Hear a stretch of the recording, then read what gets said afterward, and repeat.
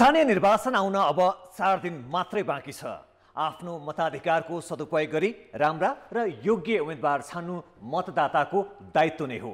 कान्तिपुर समाचारमा आज चुनावमा भोट माग्न व्यस्त दल र उम्मेदवारहरूसँग कर्णालीले सदियौंदेखि भोगेको दुःख र कष्टलाई व्यवस्था गरेको विशेष रिपोर्ट। मतदाता प्रभावित पार्ने र आचार संहिता उल्लङ्घन गर्ने शीर्ष नेताहरूका गतिविधिमा निर्वाचन आयोग पनि मौन। पूर्व बजेट छलफल औपचारिकतामा सीमित पार्ने प्रपञ्च, त्यस्तै श्रीलङ्कामा राजनीतिक सङ्कट चुलिँदै गर्दा प्रधानमन्त्री राजपाक्सेको राजीनामा अनि खेलकुदमा कुशल र दिपेन्द्रको उत्कृष्ट ब्याटिङमा जिम्बाब्वे ए विरुद्धको 3 एकदिवसीय श्रृङ्खला नेपालको कब्जामा। नमस्कार, अब मुख्य समाचार। भोट माग्दै घर घर पुगेका कर्णालीका उम्मेदवारसँग गरिबी र बेरोजगारी घटाउने योजनै छैन। कर्णालीवासी आधारभूत सेवाबाटै वञ्चित, पर्यटन र जडीबुटीले समृद्धि नारामै सीमित। प्रधानमन्त्री सहित दलका शीर्ष नेताहरू आचार संहिता उल्लङ्घनमा सामेल। मतदातामाथि दबाव बढाउन सरकारी स्रोत र शक्तिको दुरुपयोग, कारबाहीमा निर्वाचन आयोग उदासीन। वर्षायाममा 200 मेगावाट विद्युत भारतीय बजारमा बेच्ने प्राधिकरणको तयारी। 5 महिनाभित्रै 12 अर्ब रुपैयाँ आम्दानी गर्ने लक्ष्य। आर्थिक र राजनीतिक सङ्कटबाट गुज्रिरहेको श्रीलङ्कामा प्रधानमन्त्री महिन्द्रा राजापाक्सेद्वारा राजीनामा। राजधानी कोलम्बोमा अनिश्चितकालीन कर्फ्यू, सडकमा सेना तैनात। र जिम्बाब्वे ए विरुद्धको एकदिवसीय सिरिजमा नेपालको कब्जा। निर्णायक खेलमा नेपाल 6 विकेटले विजयी, कुशल र दिपेन्द्रको उत्कृष्ट ब्याटिङ।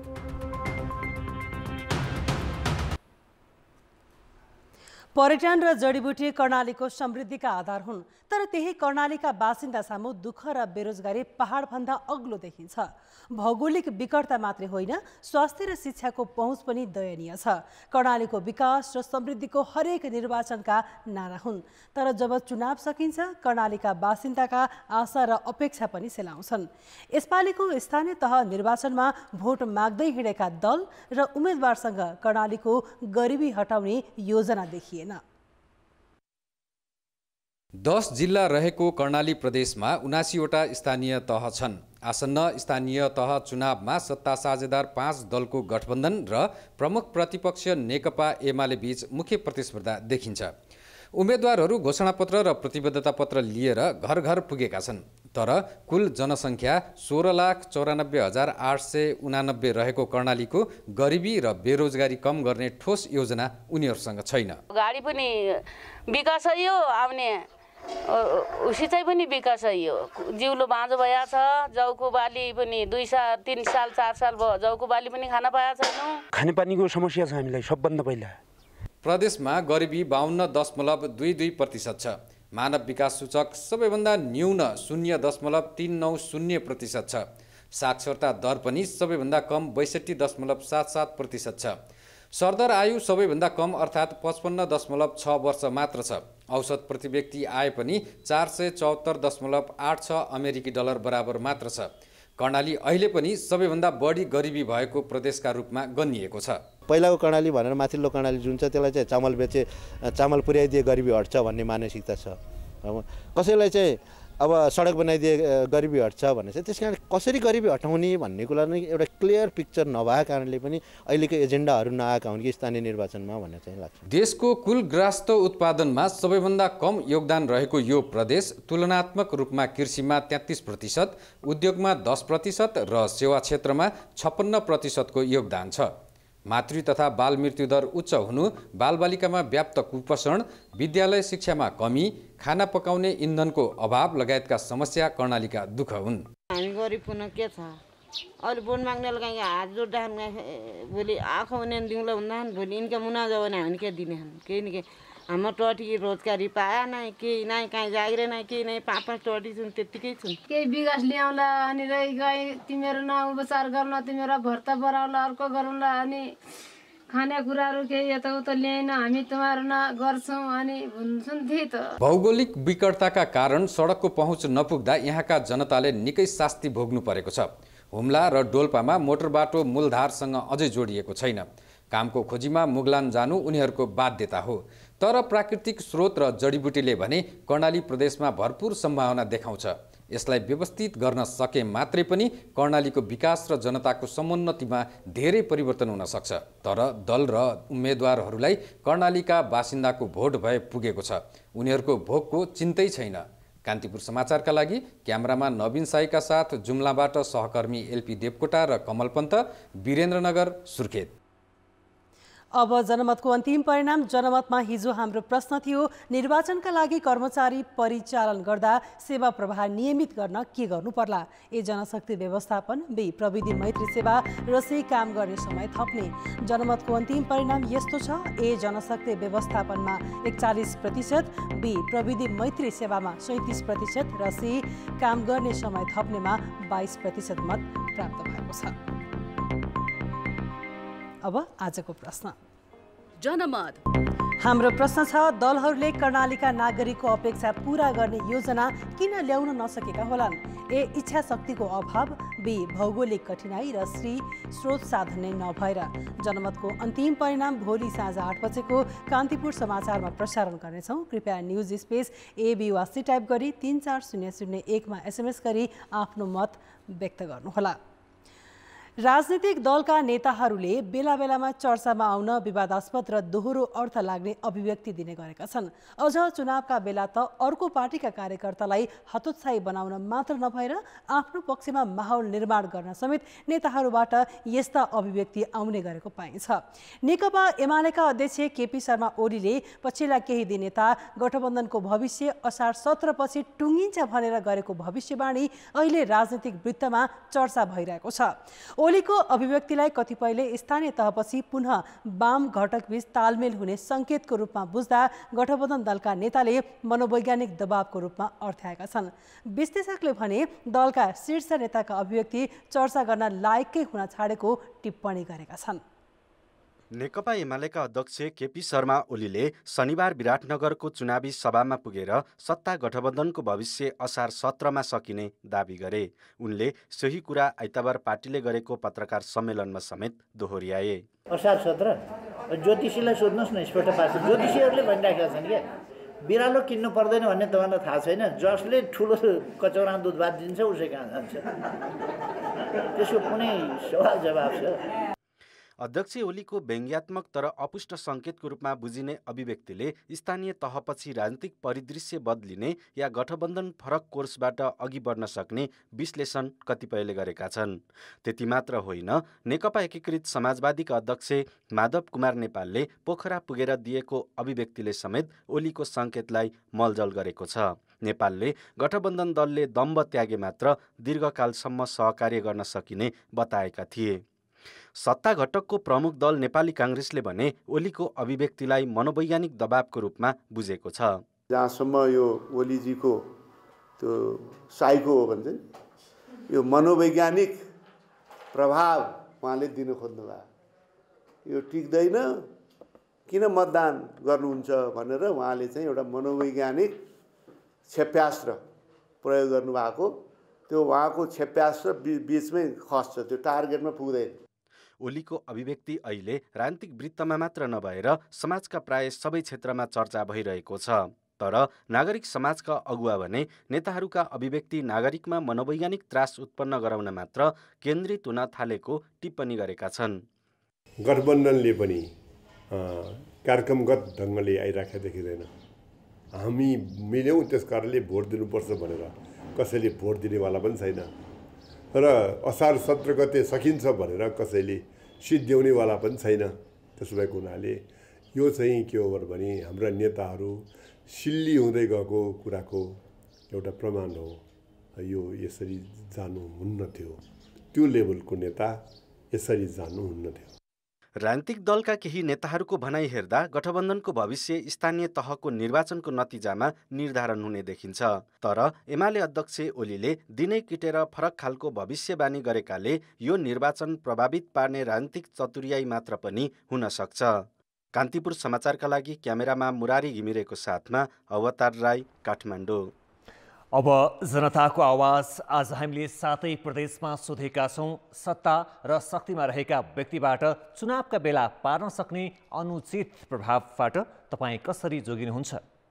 जनताको आवाज। विकासमा ख्याल गरेर ध्यान गरेर र रोजगारीका सृजना गर्ने लोभ चाहिँ उहाँहरूले देखाउनु हुँदैन। चेतना चाहिँ नागरिक स्तरबाट ल्याएर चाहिँ अगाडि बढ्नु सचेत भएर चाहिँ मतदान गर्नुपर्छ। प्रलोभन नपरिकन छनौट गरियो भने त्यसले दीर्घकालीन विकासका निर्माणहरू काम गर्न सक्छ। प्रत्यक्ष अप्रत्यक्ष रूपमा असुल उपर गरी छाड्छन् भन्ने कुरा बुझेर चाहिँ हामी आर्थिक कुरामा चाहिँ फस्नु हुँदैन। हाम्रै मनमा छ कसले के गरेछ भन्ने कुरा, तर मतदान चाहिँ हामी जसलाई मन लाग्छ उसलाई दिने हो। निस्वार्थ रूपमा देश चलाउने अगाडि बढ्ने व्यक्ति हुन् भने जो नेता हुन् उहाँहरूलाई हामीले सर्वमत हामी सबै मिलेर उहाँहरूलाई जिताउने। हामीलाई गाउँमा विकास गर्ने नेता हामी चुनेर पठाउने छौँ। आफूले कसलाई दिने इच्छा छ त्यसैलाई दिने हो। चाहेको व्यक्तिलाई भोट दिन्छौँ। भोट दिएर हामीले जिताउनुपर्छ, गाउँमा विकास ल्याउन सक्नुपर्छ। स्वतन्त्र रूपले जुन घोषणापत्र जसको राम्रो छ त्यो हेरेर भलै पैसाले भोलि जित्ला तर उमा काम गर्ने क्यापेसिटी क्षमता भएन भने कुनै पनि स्तरमा उसले कसरी विकास गर्छ। माग्ने अधिकार सबैको छ तर त्यसमा निर्णय हामी आफै गर्छौँ। शक्तिकै भरमा मतलब कसैलाई मान्नु जरुरी छैन। हामी उम्मेदवार राम्रो हेरेर भोट दिन्छौँ के प्रलोभनमा नपरिकन निष्पक्ष रूपमा चुनावमा मतदान गरौँ। हामी कसैको लोभ लालचमा फस्या पनि छैनौँ, भन्न आएका पनि छैनन्। आफ्नो राजी रुजी मनले भोट दिनुपर्छ। असल तरिकाले विकास निर्माण भएको चाहन्छु र त्यही दललाई चाहिँ म आफ्नो मत खसाल्न चाहन्छु।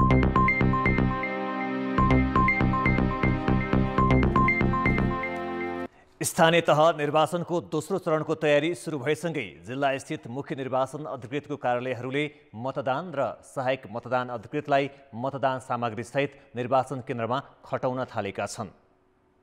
निर्वाचन आउन 4 दिन मात्र बाँकी रहँदा मुख्य निर्वाचन अधिकृतहरूलाई मतपत्र, मतपेटिका सहित आवश्यक खर्च र सामग्रीको जिम्मा लगाएर खटाउने काम सुरु भएको हो। मतदान अधिकृतलाई निर्वाचन केन्द्रको आवश्यक विश्लेषण गरी बुथ निर्माण सहितका अन्तिम तयारी गर्ने गरी खटाइएको हो। ब्रेकपछि समाचारमा पुनः स्वागत छ। निष्पक्ष र भयरहित निर्वाचन गराउने दायित्व निर्वाचन आयोगको हो। त्यसमा सरकारको साथ अनिवार्य छ। अहिले प्रधानमन्त्री, गृहमन्त्रीदेखि प्रमुख दलका शीर्ष नेताहरू समेत आफ्नो दलको प्रचारको लागि चुनावी दौडाहामा छन्। तर उनीहरूले निर्वाचनमा जनतालाई उत्साही बनाउनुको साटो सत्ता र शक्तिको प्रयोग गरेर मतदातामाथि दबाव बढाइरहेका छन्। निर्वाचन आचार संहिता पनि उल्लङ्घन गरेका छन्। शक्तिमा हुनेहरूले प्रहरी, प्रशासन वा अरू कुनै संयन्त्रबाट कसरी मतदातालाई दबावमा पार्न खोज्छन् त यसमा धेरैको चासो छ। मङ्गलबार मध्यरातबाट मौन अवधि सुरु हुनुअघि प्रधानमन्त्री शेरबहादुर देउवा आफ्नो दल र गठबन्धनका उम्मेद्वारलाई भोट माग्न धनगढी हुँदै डडेलधुरा पुगेका छन्। सुरक्षा स्रोतका अनुसार ढुक्कले 4 दिन गृह जिल्ला बसेर उनी 30 गते मतदान गरेपछि मात्रै काठमाडौँ फर्किनेछन्। त्यसो त गृहमन्त्री बालकृष्ण खाँडको पनि सातामा 2 पटक जसो गृह जिल्ला रूपन्देही पुग्ने गरेका छन्। अरू मन्त्रीहरूको पनि दौड छ। के त्यसो भए सरकारमा रहेका व्यक्तिले प्रहरी प्रशासनलाई प्रयोग गरेर निर्वाचन प्रभावित बनाउन सक्छ त? साइकोलोजिकल टेरर क्रिएट गर्ने होइन, फकाउने, धम्काउने, तर्साउने होइन। अब अहिले यो जुन किसिमको कहीँ धम्कायो भन्ने कुरो पनि आइरहेको छ। कहीँ चाहिँ के अरे चाहिँ पैसा पठाइदिन्छु भनेर तिमीहरूलाई चाहिँ फकाउने कुराहरू भइरहेको छ। आदि यति नै भएन भने दन्काउने कामहरू पनि चाहिँ हुन्छन्। यी कुराहरू चाहिँ निर्वाचनको दृष्टिकोणले आचार संहिताका अत्यन्तै खतरनाक चाहिँ पाटाहरू हुन् र जहाँसम्म यहाँले चाहिँ मन्त्रीज्यू, गृहमन्त्रीहरू, प्रधानमन्त्रीहरू जो फिल्डमा गएर बसेको छ यो हुने सम्भावनाहरू चाहिँ अलिकति बढिरहन्छ। चुनावको समयमा सबैभन्दा धेरै दुरुपयोग प्रहरीको हुने गरेको आशंका गरिन्छ। मतदाताको सुरक्षादेखि द्विपक्षीय झडप रोक्ने, मतपत्र, मतपेटिका र गणनासम्म निष्पक्ष र सुरक्षित बनाउनु पर्ने दायित्वमा रहेका प्रहरीलाई सत्तामा रहेका व्यक्तिले कसरी आफू निकटलाई जिताउन उपयोग गर्न सक्छन्? 4वटा चुनाव गराइसकेका पूर्व डिआइजी गणेश केसीको अनुभव यस्तो छ। निर्वाचनमा केही सानातिना झडपहरू पनि भइराखेकै छन्, हुन्छ पनि। त्यस्तो बेलामा सत्तामा रहेका व्यक्तिहरूले आफ्नो कार्यकर्ताको संरक्षण गर्ने र प्रतिपक्षी दलहरूलाई चाहिँ प्रहरीको हतियार प्रयोग गरेर उनीहरूलाई चाहिँ थुनामा राख्ने, कारबाही चलाउने यो प्रवृत्तिहरू पनि दिन प्रतिदिन चाहिँ बढिराखेको छ। यो दिनदिनै भइराख्ने कुराहरू पनि हो। तर एउटा व्यावसायिक अफिसरले गुण र दोषको आधारमा त्यसलाई चाहिँ निर्क्युल गर्यो भने मलाई लाग्छ थुन्निने व्यक्तिहरूले पनि, थुन्निने व्यक्तिका नेताहरूले पनि त्यति प्रेसर दिन सक्ने अवस्था चाहिँ रहँदैन। 2049 सालको स्थानीय तहमा काङ्ग्रेसले सत्ताको दुरुपयोग गरेर चुनाव जितेको आरोप लागेको थियो। 2054 सालमा महानिरीक्षकलाई नै हटाएर गृहमन्त्री वामदेव गौतमले एमालेलाई जिताउन भूमिका खेलेको आरोप लाग्यो। तर 64 सालमा भएको संविधान सभा निर्वाचन गराउने सरकारको नेतृत्व गरेका गिरिजाप्रसाद कोइरालाले आफ्नै पार्टीलाई जिताउन सकेनन्। स्वयं गृहमन्त्री कृष्ण सिटौला समेत चुनाव हारेका थिए। यसलाई कसरी बुझ्ने? राज्यले चाहिँ जहिले पनि सुरक्षा चाहिँ प्रदान गर्ने दायित्व हो। मतदाता होस्, चाहे त्यो तपाईको उम्मेदवार होस्, चाहे जुनसुकै हैसियतको उम्मेदवार होस्, जो चाहिँ निर्वाचनमा आएर संलग्न हुन्छन्, त्यो सम्पूर्ण सुरक्षा गर्ने दायित्व हुनाले सरकारले यसको लागि एकदम सिरियसली जानुपर्छ। प्रधानमन्त्री वा मन्त्रीहरूले आफ्नो पार्टीलाई जिताउन चासो राख्नु स्वाभाविक हो। तर देशैभरको निर्वाचन सुरक्षित बनाउने जिम्मेवारी लिएको सरकारको नेतृत्वकर्ताले जनमतलाई प्रभावित पार्न सुरक्षाकर्मीको दलबलसहित मतदाता सामु पुगेर प्रलोभन र दबाब दिनु भने जायज होइन। कान्तिपुर समाचारका लागि क्यामेरामा विकास जोशीका साथमा रमेश धमला, काठमाडौँ। निर्वाचन आयोगले आचार संहिता कार्यान्वयनलाई प्राथमिकता दिएको भए पनि मुख्य दलकै नेताहरूले त्यसलाई पालना गरेको पाइँदैन। उम्मेदवार दलका कार्यकर्ताहरूले आचार संहिता उल्लङ्घन गरी के कस्ता कारबाही र प्रावधानहरू छन् त? सहकर्मी दशरथ राईले आचार संहिता अनुगमन समितिका संयोजक तथा आयुक्त रामप्रसाद भण्डारीसँग कुराकानी गरेका छौँ। अबको क्रममा कान्तिपुर समाचारमा यहाँलाई स्वागत छ। धन्यवाद। निर्वाचन आचार संहिताका उल्लङ्घनका विषयहरू धेरै उठेका छन्। हो, पालना भए नभएको अनुगमन चाहिँ निर्वाचन आयोगले कसरी गर्दैछ? आचार संहिता गत चैत 25 गतेबाट लागू भइसकेका छ र 25 गतेदेखि 17 गतेको बिचमा चाहिँ निर्वाचनको माहौल तात्ने मात्रै हो र 17 गतेभन्दा पछाडि चाहिँ आचार संहिता उल्लङ्घन गर्ने घटना बढी हुन्छ भन्ने आयोग चाहिँ सचेत छ र त्यो विषयमा चाहिँ आयोगले राम्रोसँग अनुगमन गरिराखेको छ। कस्ता कस्ता यस्ता आचार संहिता उल्लङ्घनका घटनाहरू आयोगमा जानकारीमा आएका छ, कारबाही चाहिँ यहाँले कसरी गर्नुहुन्छ? अहिले चाहिँ कस्ता घटनाहरू आइराखेका छन् भनेदेखि जस्तो आचार संहिताले निषेध गरेको झन्डा यतिसम्म प्रयोग गर्न पाउने, साधन योसम्म प्रयोग गर्न पाउने र व्यक्ति विशेषहरू यसरी उपस्थित हुनुपर्ने लगायतका वस्तुहरू र सरकारी ओहदा र हैसियतले दलको निर्वाचनमा प्रचार प्रसारमा जान नपाउने लगायतका विषयवस्तुहरू चाहिँ होइन। तपाईँले आचार संहितामा चाहिँ व्यवस्था गर्नुभयो, तर आचार संहिता उल्लङ्घन भइरहेछ है र साथसाथै बालबालिका प्रयोग गर्न पाइँदैन र बालबालिका पनि यो निर्वाचन प्रचारको सन्दर्भमा प्रयोग भए भन्ने लगायतका रिपोर्टहरू आइराखेका छ र त्यो विषयमा गहिरोसँग आयोगले छानबिन गरिराखेको छ। आचार संहिता पालना गर्छु भनेर दलका नेताहरूलाई हस्ताक्षर गराउने तर उहाँहरूले नै उल्लङ्घन गरेका घटनाहरू चाहिँ प्रशस्त बाहिर आइरहेको छ। आयोगले के त्यसलाई हेरेर मात्रै बस्ने कि कारबाहीको प्रक्रिया? होइन, आयोग ठुलो हेरेर कदापि बस्दैन, तर कारबाही गरेको काम चाहिँ बाहिर ल्याउँदैन। यो बिचको पिरियडमा कति उल्लङ्घन भए आचार संहिता भन्ने हामीले उजुरी सयौँको सङ्ख्यामा पाएका छौँ र सयौँको सङ्ख्यामा स्पष्टीकरण सोधेका पनि छौँ र स्पष्टीकरणबाट प्राप्त भएको जवाब विश्लेषण गरिसकेपछि बढीमा 3 दिनभित्र तपाईँले प्रश्न थाहा पाउनुहुन्छ कसलाई कस्तो कारबाही हुन्छ भनेर। आयोग चुप्प लागेर बसेका छैन है। अहिले ठुलो दलका नेताहरूले देशव्यापी रूपमा आमसभा चुनावी सभाहरू गरिरहेको अवस्था छ। दिनदिनै आचार संहिताका घटनाहरू चाहिँ बाहिर सामने आइरहेको छ। ठुला नेता, शक्तिमा रहेका नेताहरूलाई आयोगले कारबाही गर्न नसकेको हो। जो मान्छे जान खोज्नुहुन्छ उहाँहरूलाई हामीले कसरी मतलब सहमति दिएका छौँ भने कृपया आचार संहिताले तपाईँलाई प्रचार प्रसार गर्न जान दिँदैन, तर तपाईँ दलगत सम्बन्धको कारणले त्यो पदमा पुग्नु भएको छ र तपाईँको दलको हैसियत छुट्टै भयो, सरकारी ओहदाको हैसियत छुट्टै भयो। यदि तपाईँ जाने हो भने सरकारी ओहदाबाट पाउने जे सुविधाहरू छन् नि त्यो सुविधा सबै यहीँ राख्नुहोस् र एउटा व्यक्तिको हैसियतले चुनाव प्रचार गर्न सक्नुहुन्छ र सरकारी सुविधा प्रयोग गरेर चुनाव प्रचार गरेको देखियो भने यो कारबाहीको विषय हुन्छ। आयोग चुप लागेर बस्दैन है भनेर हामीले प्रश्न भनेका छौँ। दलका उम्मेदवार, नेता, कार्यकर्ताले आचार संहिता उल्लङ्घन गर्यो भने ठ्याक्कै कारबाही चाहिँ यहाँहरूले केसम्म गर्न सक्नुहुन्छ? जो उम्मेदवार हुनुहुन्छ नि उहाँको मनोनयन पत्र रद्द गरिदिन्छौँ, खारेजै हुन्छ। एउटा राजनीतिक प्राणीलाई लामो समय राजनीति गरेर आएको मान्छेले बल्ल बल्ल त्यो दलभित्र कम्पिटिसन गर्दा बल्ल उम्मेदवारी पाएको हुन्छ, उसको उम्मेदवारी नै खारेज भयो भने त सिद्धियो नि। त्योभन्दा ठुलो सजाय के हुन्छ?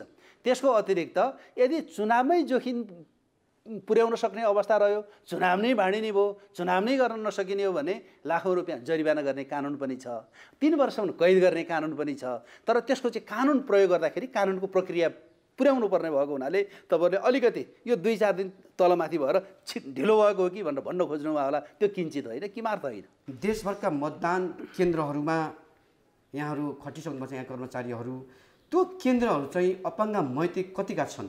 कोही अपाङ्गताको कारणले मतदान स्थलमा पुग्न सक्षम हुनुहुन्न भने अपाङ्ग मैत्री उहाँहरूले बाटो प्रयोग गर्न सक्नुहुन्छ र उहाँहरू चाहिँ अब मत प्रदान गर्न पनि सक्षम हुनुहुन्न तर मतदान गर्न इच्छुक हुनुहुन्छ भने उहाँले आफ्नो उत्तराधिकारी, आफ्नो अभिभावक अथवा आफ्नो प्रतिनिधि लिएर त्यहाँ गएर मतदान गर्न सक्नुहुन्छ। जस्तै स्थानीय तह चुनाव आउनु अब करिब 4 दिन मात्र बाँकी छ। मतदाता देशवासीहरूलाई यहाँको केही अपिल छ कि? तपाईँ आफ्नो लागि आफैद्वारा आफ्नै क्षेत्रमा आफै स्वशासित हुने प्रयोजनले हुने निर्वाचन र फेरि अब 5 वर्षपछि मात्रै आउने, 5 वर्षको बिचमा यहाँहरूले यो सुविधा अर्थात् यो अपर्च्युनिटी भनौँ न, यो नपाउने भएको हुनाले एकदम ढुक्क भएर मतदान गर्नुहोस्। कहीँ त्यस्तो किन्तु परन्तु पर्यो भने अथवा त्यस्तो भयो भने आयो यहाँहरूको पछाडि छ भनेर आग्रह गर्न चाहन्छु। धन्यवाद। अपाङ्गता भएकै कारण कोही पनि मतदाता जनप्रतिनिधि चयनका लागि हुने मतदानबाट वञ्चित हुनु हुँदैन। मतदान स्थल अपाङ्ग मैत्री बनाई उनीहरूको मताधिकार सुनिश्चित हुनुपर्छ। तर काठमाडौँ उपत्यकाभित्रकै कतिपय मतदान स्थल अपाङ्ग मैत्री नहुँदा अपाङ्गता भएकाहरूले सकस झेल्नुपर्ने देखिएको छ। भक्तपुर बोलाछेका दृष्टिविहीन सुरेश राज भण्डारी निर्वाचनको क्रममा कसरी मतदान स्थलमा पुग्ने भनेर अहिलेदेखि नै चिन्तित छन्। दृष्टिविहीन भएकै कारण उनले एका घरका सदस्यको सहयोगमा मतदान स्थलमा गई भोट हाल्नुपर्ने बाध्यता छ। मतपत्रमा स्वस्तिक छाप लगाउने समेत सहयोगीको भर पर्नुपर्छ। त्यस्ता व्यक्तिका लागि ब्रेल, श्रव्य छोएर सञ्चार हुने विद्युतीय मतदानको व्यवस्था सरकारले गरेको छैन।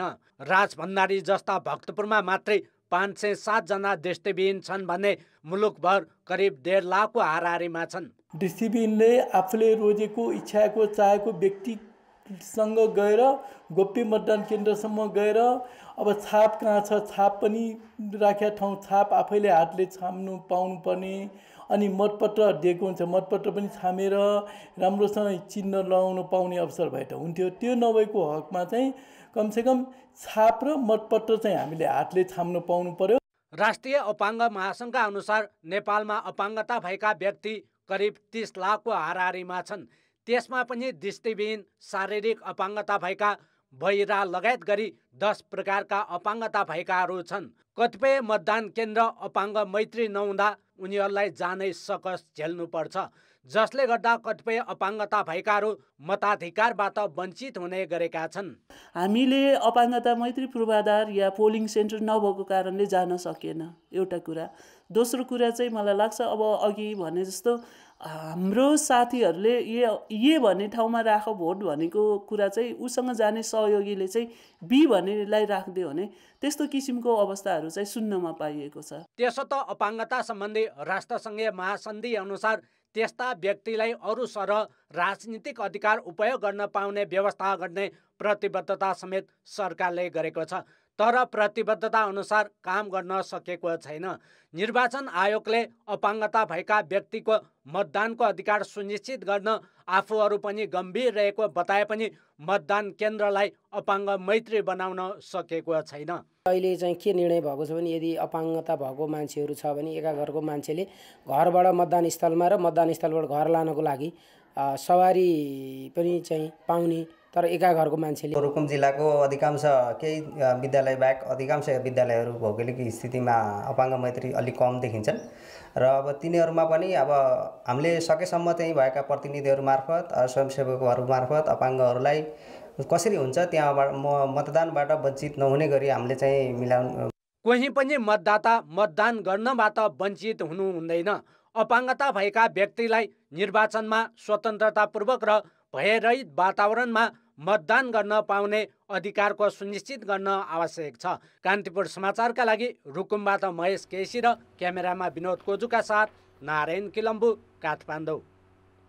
लोकतान्त्रिक समाजवादी पार्टी नेपालका अध्यक्ष महन्त ठाकुरले विभेद विरुद्धको आन्दोलन अहिले पनि जारी रहेको बताएका छन्।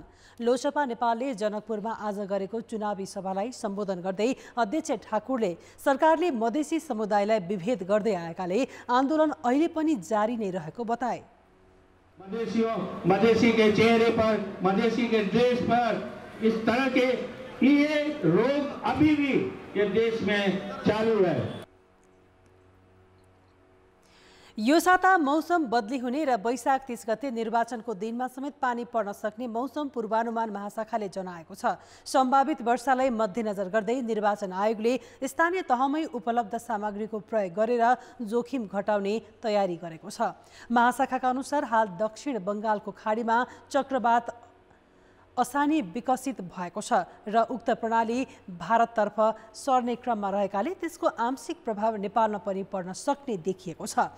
वैशाख 30 गते देशभर आंशिक बदली रही हल्कादेखि मध्यम वर्षाको सम्भावना छ।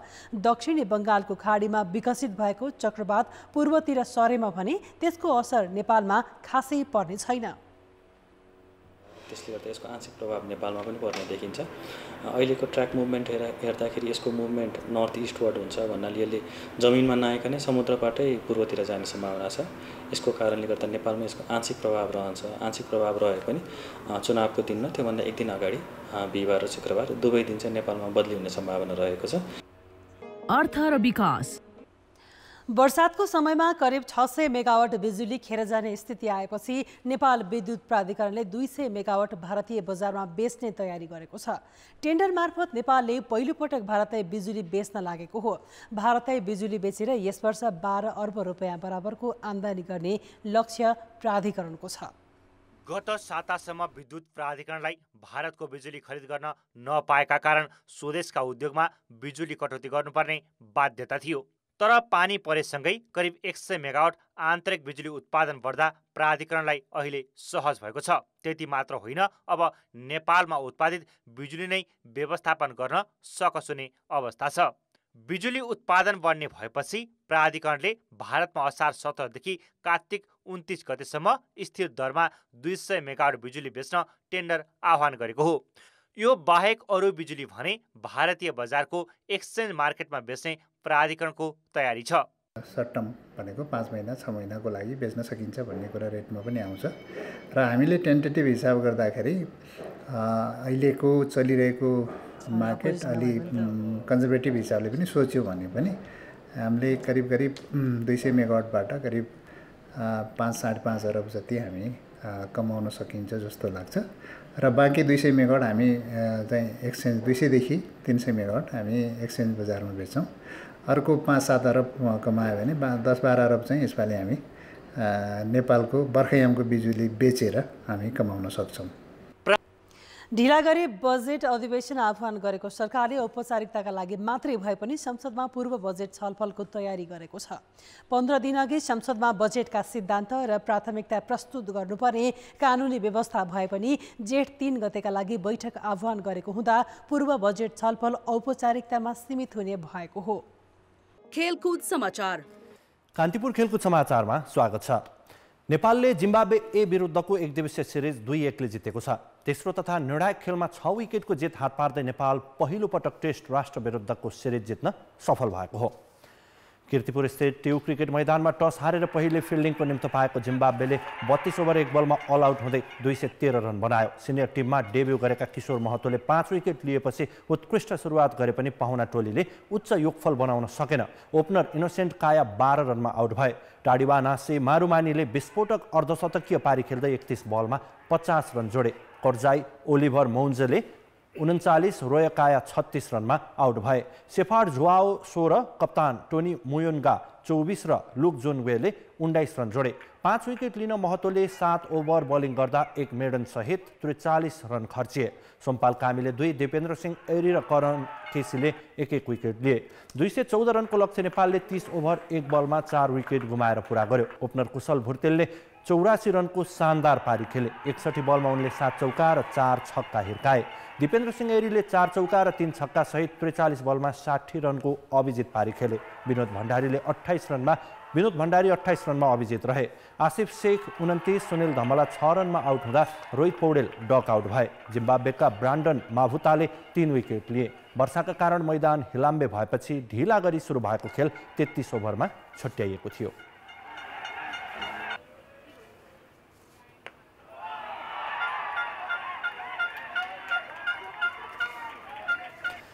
नेपाली राष्ट्रिय क्रिकेट टिमका मुख्य प्रशिक्षक प्रबुद्ध दासानायकेले जिम्बाब्वे ए विरुद्धको सिरिजमा नेपाली खेलाडीको प्रदर्शन अपेक्षा गरे भन्दा राम्रो भएको बताएका छन्। नेपालले टेस्ट राष्ट्र जिम्बाब्वे एलाई पराजित गर्दै सिरिज 2-1 ले जितेपछि प्रबुद्धले खेलाडीको तारिफ गरेका हुन्। ब्याटिङ सुधारका रूपमा लिएको यो सिरिजमा खेलाडीले गरेको प्रदर्शनबाट सन्तुष्ट भएको उनले बताए। कप्तान सन्दीप लामिछानेले विश्व क्रिकेट लिग 2 अन्तर्गत अमेरिका भ्रमण अघिको यो सिरिज महत्त्वपूर्ण साबित भएको उल्लेख गरे।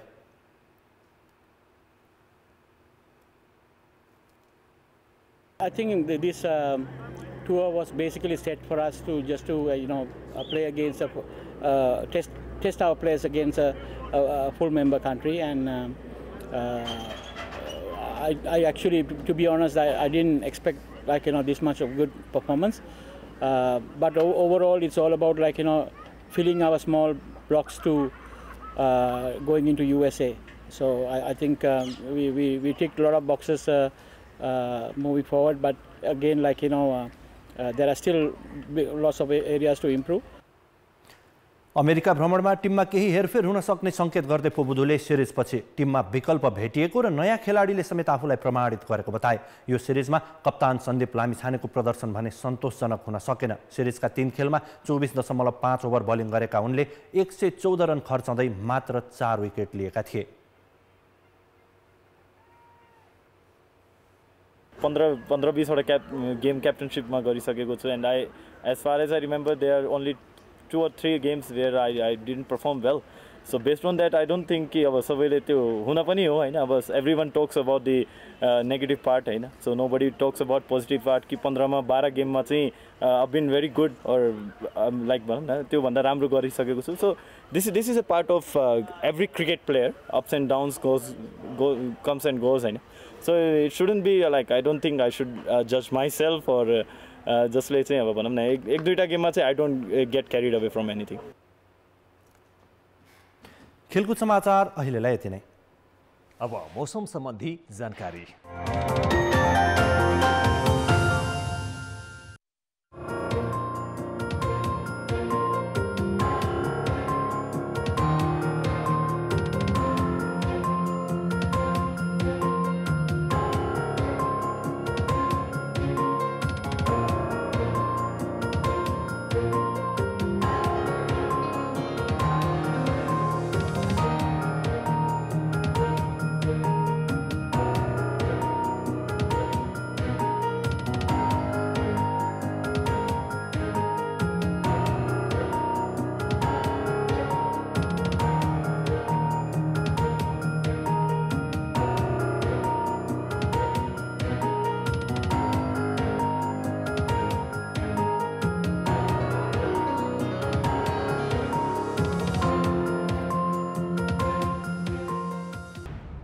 कान्तिपुर समाचार अहिलेलाई सकियो। कान्तिपुर टेलिभिजन हेर्दै गर्नुहोला। नमस्ते।